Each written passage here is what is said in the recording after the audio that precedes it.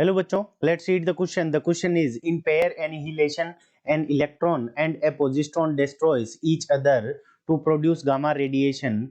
How is the momentum conserved? ठीक है बच्चों, तो पेयर एनिहिलेशन के अंदर जब इलेक्ट्रॉन और पोजिस्ट्रॉन जब एक दूसरे को टक्कर मारते हैं यानी एक दूसरे को डिस्ट्रॉय करते हैं तो गामा रेडिएशन बनती है और इसके अंदर मोमेंटम कैसे कंजर्व रहता है ये हमें बताना है। ठीक है बच्चों, तो इसके अंदर क्या होता है, एक इलेक्ट्रॉन। ठीक है बच्चों, तो इलेक्ट्रॉन क्या होता है, उसके ऊपर -1 चार्ज होता है। ठीक है, तो -1 E0 प्लस पोजिस्ट्रॉन। पोजिस्ट्रॉन के अंदर क्या होता है कि इसका जो चार्ज होता है वो पॉजिटिव इलेक्ट्रॉन के बराबर होता है, तो +1 E0। ये दोनों एक दूसरे को जब कोलाइड करते हैं यानी एक दूसरे को डिस्ट्रॉय करते हैं तो उस कंडीशन के अंदर क्या होता है कि गामा रेडिएशन होती है। ठीक है बच्चों, तो ये हो गई हमारी गामा रेडिएशंस।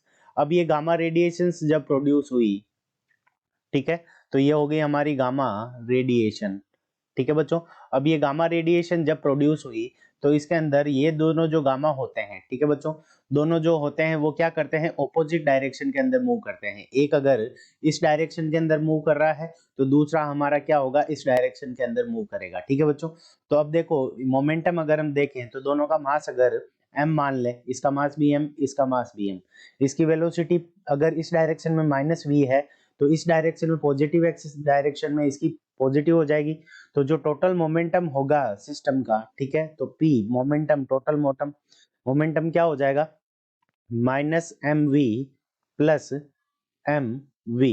ठीक है बच्चों, तो इस कंडीशन में टोटल मोमेंटम क्या रह जाएगा, 0 रह जाएगा, यानी वो क्या रह जाएगा, कंजर्व्ड रह जाएगा। ठीक है बच्चों, तो ये क्या होते हैं कि ऑपोजिट डायरेक्शन में मूव करने के कारण इनका जो टोटल मोमेंटम रहता है वो कंजर्व्ड रहता है। यही हमारे इस क्वेश्चन का करेक्ट आंसर है। I hope you understood it well. All the best.